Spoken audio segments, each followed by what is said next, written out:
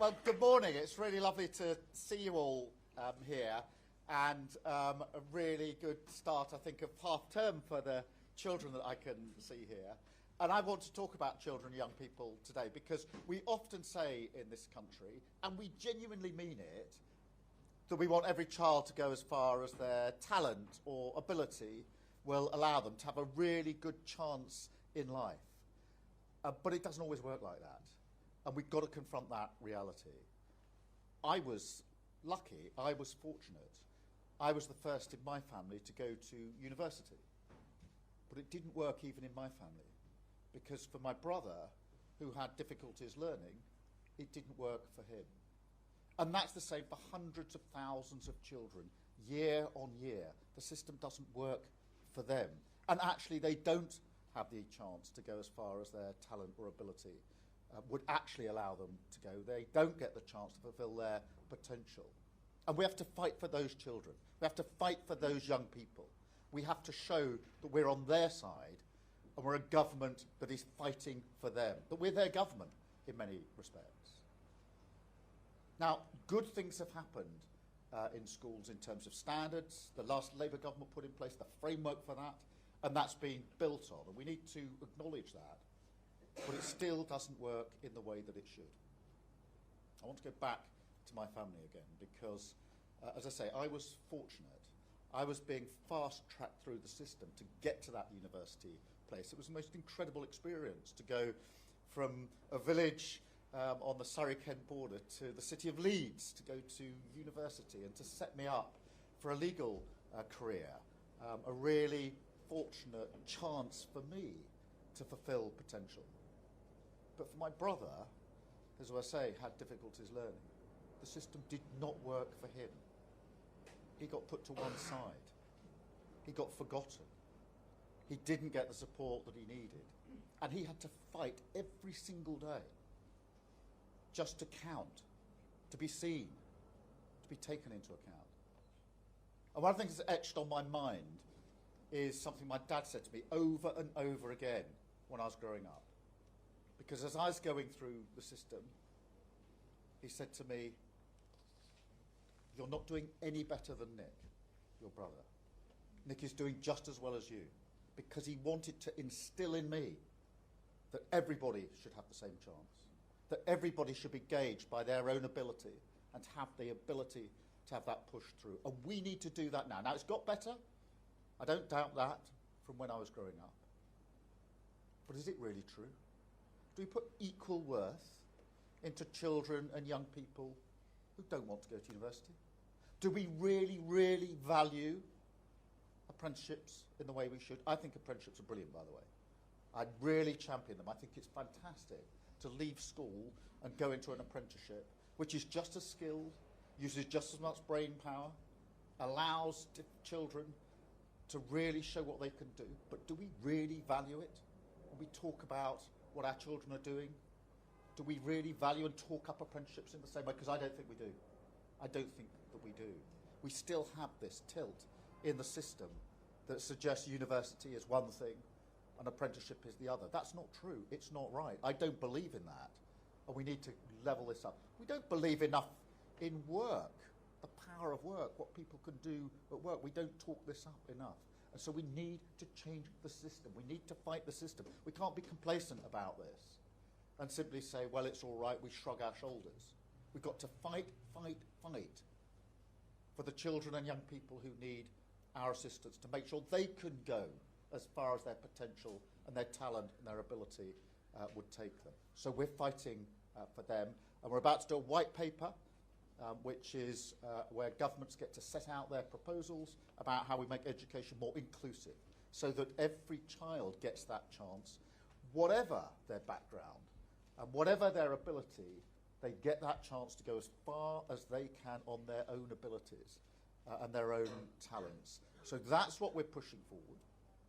And I want to talk about another aspect of challenge for children and young people, and that's social media. Now, confession, I have two teenage children. My boy is 17 and my girl is 15.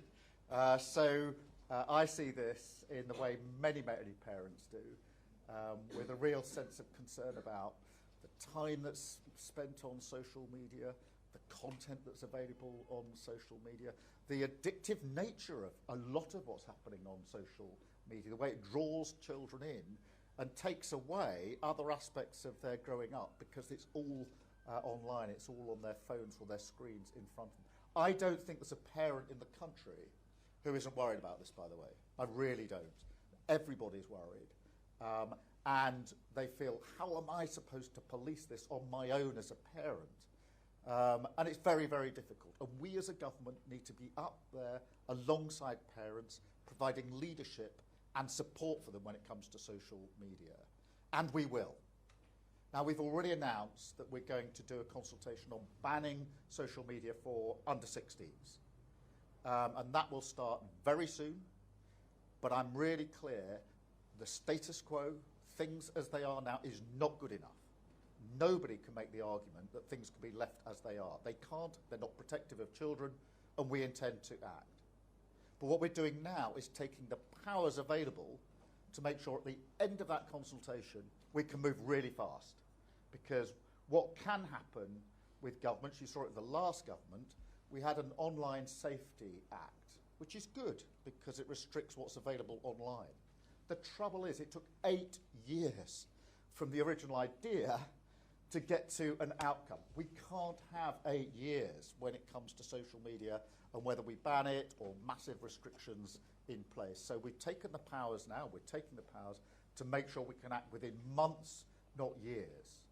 We also need to act very quickly, not just on the age concern, but on the devices and applications that mean the sort of auto-scrolling, the constant gluing to the machine, that you can never stop scrolling and it just encourages you, or that one thing follows from another. We have to break that habit to stop the addictive nature. We also need to do with AI bots. This is something relatively new, and we saw with Grok. Did you see the thing with Grok just the other week? An AI bot that allowed you to instruct it to undress people. And it did. It was disgusting. Absolutely disgusting. And we went into battle on that because I thought this is not good enough. We went into battle, we made the necessary steps, we threatened action, and we won that battle in relation to Grok, but we've got to do it with all AI bots, and we will do it. And we can do that by amending some of the legislation that we've already got in place. So that is where we're going with this. That is what we need to do. The status quo is not good enough. We need to protect our children, and this government is making protecting our children a number one priority. So whatever is necessary in relation to social media, we will take those steps because it's been talked about for a long time. As I say, there's not a single parent in the country who isn't really worried about this, and many more besides. But we can't just wait and take years and years and years. We need to act very quickly, and that's what we're intending to do. So I wanted to share that with you. We're going to now take some questions from some of you. Then I'm going to take some questions from the media, and then we're going to have a cup of tea, which will be very nice. So anybody got a question? Just, yes, madam. Hello, my name's Ali. I'm with the NSPCC and the Voice of Online Youth. The NSPCC do a lot of work around harm reduction and harm prevention. We are just wanting some clarification on the government's plans for that in regards to online safety. Yeah, I think there's two elements of that. We've got the Online Safety Act. That is a good thing. It took 8 years to get there, but it is a good thing. We need to make sure that's used properly and to full effect, because there's more we can do with it, and we need to amend it in certain places, because one of the difficulties here is that the technology moves on so quickly that the legislation struggles to keep up, which is why for AI bots, for example, and chat bots, we need to take the necessary measures. So that's the one route. The other is, what more do we need to do? This is where we're looking at access for under 16s. Should it be banned altogether? Should it be much stricter content control? And what goes with that, by the way, is how do we make sure children don't operate to get around the rules? Because I think it's hardwired into the job description of children, isn't it? That if there's a limit on when you can do something, the first question would be, how do I get around that? And there are VPNs which can be really effective in relation to that. So all these measures need to be taken. What would you say, madam? I think the policy ideas around preserving a child's social media after their death, to see in relation to how social media access for them may have affected that, sounds really strong, and that's great for harm prevention after the fact. But here at the NSPCC, we really want to focus on harm prevention before something so tragic like that would happen. Completely. And that's where we need to be in the preventative space rather than the after event. And we're sort of in the after event space at the moment far too often. Anybody else with a question? Yes, sir. Hi, my name is Sarib, and my question is, as someone who uses social media responsibly, how would this affect us? I think, look, social media, of course, can be used responsibly, and there's a lot on social media which is really good in terms of what people can access to expand their horizons. The question is, one, at what age should that be available? Two, what's the content control? Because at the moment you can access the good stuff and you can access the not so good stuff, the pure, the harmful stuff. The Online Safety Act helps with that. I think even in relation to the good stuff, to be honest, some of the addictive features on social media that mean you never stop scrolling, or once you've watched one thing, another thing comes up and you're on your screen the whole time. We need to look at that. Because even if it's good stuff, the question is how do we get people off it and not simply on their screen the whole time? And it's not just the addiction to the screen and what's that doing to minds and ability to communicate with other people and concentration generally. It's also at the expense of the other thing that children might be doing, playing with each other, being outside, doing the things that you might expect children to be doing. So nobody is saying there's no good in social media at all. Absolutely not. We use it as a government. And it's used in education, and that's understood. The question is, how do we stop this obsessive behaviour, and what are the limits of at what age you can access things? Other questions, please. Maybe this side. Yes, a young person. This is good. We're saying what should happen. This is the most nervous question I've got now. Good morning, Prime Minister. I'm George. I'm 17. I wanted to ask about the representation of the people bill, which is being put before Parliament, and how giving 16 and 17-year-olds the vote risks being incompatible with a social media ban under 16, because the majority of young people get their news from social media, from their TikTok feed. So I wanted to ask, what provisions will the government put in place for citizenship education in schools, for example? Well, a lot bound up in that. Firstly, I'm a big advocate of votes at 16 and 17. At 16 and 17, you are old enough and mature enough to make a decision about a government that ought to be and will be a government for you. So it's really important that we have those votes. We do need to make sure the citizenship is part of what we look at. We've broadened the curriculum in schools because I think children and young people ought to learn about citizenship and how we operate as a society more generally. It's very important skills that they need for life. I'm acutely aware of your point about news because in politics there's always been a heavy sort of focus on newspapers, but frankly I don't think many people young people certainly, ever read newspapers anymore. Or even sit down as a family and watch the 6 or 10 o'clock news. It's much more likely to be through social media. And really goes with the point this gentleman made. We must make sure that we're not cutting off sensible and good access for young people. Where do you get your news from? Well, I'm kind of the anomaly, so I actually watch the news at 10 on You BBC. do watch the news? Yeah. This is good. I know. This is good. But the majority of my friends, I'd say, probably get it off TikTok. Yeah. Other questions? Yes, madam. And then we'll come to you. My name's Jasmine. I was just wondering, a lot of the reasons potentially that young people sit at home scrolling is they don't have access to good youth services, sports and arts clubs. So what are you doing around that to make sure that young people have an alternative to sitting at home scrolling? This is so important because over the last, 15, 16 years, the policy of the last government was to cut, and they cut youth services and youth support massively, to the point where in some places it's almost non-existent, apart from where people are doing it on a voluntary basis.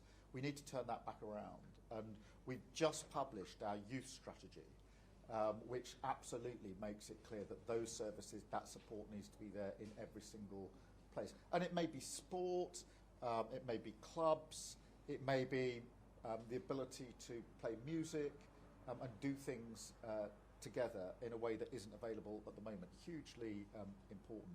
So we need to put that back in. The youth strategy was fantastically done because Lisa Nandy, the Secretary of State, did it. And she got a group of young people that she formed into a council to devise the youth strategy, because she was really conscious that the last thing any young person needs is a politician much older than them deciding what they want. And so we brought them in. So the strategy actually has the fingerprints of young people. And they were the ones that said they want more services, they want more clubs, they want more that they can access. So they've actually got other things to do with their lives, rather than get stuck looking only at social media. And that is really important in all backgrounds. Thank you. I've got a young person here. Yeah, hi, my name's Cosma. I'm from FlipGen. And I was wondering how the government's going to make sure that youth voice is properly included in the consultation, so that, as you said, any decisions made really meet young people where they are and address the harms they face. Yeah, we must have young people involved in the consultation, just as we had them involved in the youth strategy, because you will have strong views, and it's your future that we are talking about, and therefore this will be fully accessible. It will be a 3-month consultation. It'll start fairly soon, and we'll make sure that all voices are taken into account. That's the right thing to do. And there are mixed views. Some people very strongly say there should be a complete ban on under-16s. Other people, I think the NSPCC, say not so fast. You might drive children to other places. That won't be so good. We do need to take that into account. But what we can't do is take sort of months and months and months for a consultation, then years and years and years, so that you'll all be well past 16 by the time we actually come to a conclusion. If we're going to take action, and we must, then we need to be in a position to do it quickly, not slowly. And as I say, the Online Safety Act was passed or brought into being by the last government. It is a big improvement, to be fair. It is a big improvement. But honestly, 8 years from the idea that you need to protect against harm online to actually bringing in a provision. And amongst the problems is that in that 8 years, technology then moved on, and therefore the bit you've captured is all very well, but then there's the bit you haven't captured, which isn't so good. I'll take one more and then I'll go to the media. Yes, madam. Hi, I'm Zainab. I'm one of the Georgia Gold's constituents. So you've got a great member of parliament. Yeah. We've sort of touched upon this already about women's safety, particularly in light of the Grok AI scandal. And one of my biggest concerns as a young women on the internet posting on social media is AI and AI misuse. So my question would be, as AI is constantly evolving, what actions are the government taking to combat that AI abuse? I'm so glad you've raised this, because most people in the room will know what happened with Grok just a few weeks ago. But it was grotesque. Having an ability to instruct an AI bot to undress, particularly women, online, is just so grotesque and disgusting that you'd think it wouldn't be allowed. You'd think that platform provider, once they saw it, would say, take that down. But that wasn't the case. We went into battle on Grok, and the platform provider, the first response was not get rid of this disgusting feature. It was, we'll make it a premium service. So you've got to pay for it. I tell you, I'm kidding you not. That is the battle we're in, because the response was not get rid of it. The response was, well, if we restrict access to it to people who can pay for it, is that good enough? We said, no, it's not good enough. That's why we need to act here. In that particular case, we just fought them and fought them and fought them until they backed down. And I'm really proud of what the government did then. But that was, I mean, to go back to a point that was made slightly earlier, that's a reaction to something that's happened. What we need to do is get in early, and that's why we're going to bring in an amendment to existing bill going through Parliament, so that we can get in early and take the necessary measures. So thank you for that. I think we're going to, yes, she have. Yes. Shihab Khan from ITV News. Prime Minister, a few weeks ago it felt as though the prospect of a social media ban for under-16s felt like it was a long way away. Now it feels as though we are edging slightly closer in that direction. Do you feel as though the government has been too slow to act in the past? Is this an indication that you want things to move a lot quicker? And what does your gut instinct tell you about a ban for under-16? And a quick second question, if I may. The think tank Labour Together supported you. Your former Chief of Staff used to run it. There are now calls for an inquiry into the claims that a report was commissioned by potentially a minister in your government that was then used to smear journalists. Will you answer those calls and will you launch an inquiry? Firstly, on the question of social media, look, we need to go at speed. And that's really, if there's one takeaway from what I'm saying this morning, it is we need to go at speed. Everybody, I think, pretty much, perhaps the platform providers are the exception, knows that we need better protection for children. We haven't got it. The status quo is not good enough. And as I said a moment ago, the Online Safety Act, yes, a good piece of legislation under the last government, but it took 8 years from the discussion that something needs to be done to an outcome. I'm not prepared to let this take 8 years, which is why we're taking the powers now. We'll have the consultation, and then when we've got the outcome, we can implement it very, very quickly. And I say implement it because there will be action coming out of this consultation.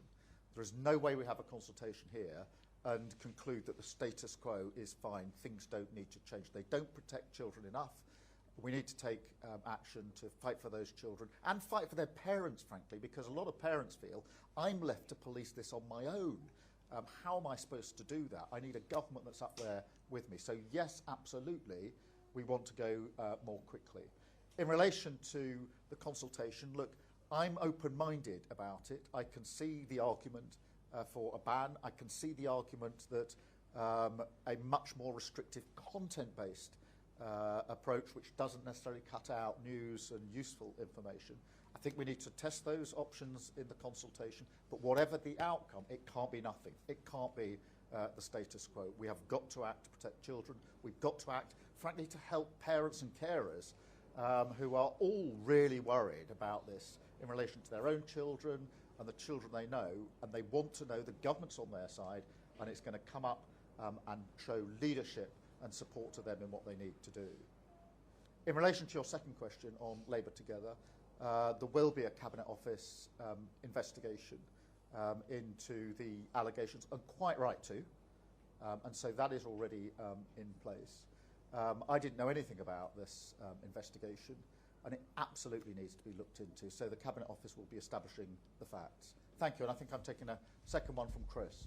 Thanks. Chris McKeon, PA. To talk about keeping people safe more widely, the Chief of the Defence Staff and his German counterpart have been in the newspapers talking about the moral case for rearmament. Do you need to start making that moral case? And does that involve bringing the 3% of GDP spending target forward to 2029?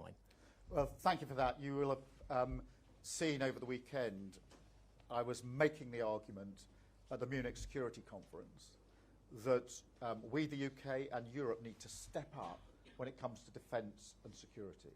We have a threat of Russian aggression, which is obvious. In a few days' time, it's the 4-year anniversary of the start of the conflict in Ukraine. We want a just and lasting peace, but that will not extinguish the Russian threat. And we need to be alert to that, because that's going to affect every single person in this room, every single person in this country. So we need to step up.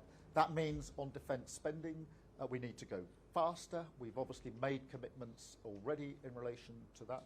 But it goes beyond just how much you spend.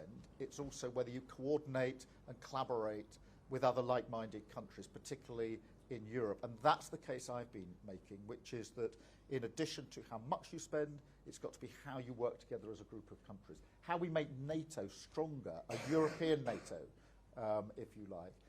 NATO has been the most successful military alliance the world has ever seen.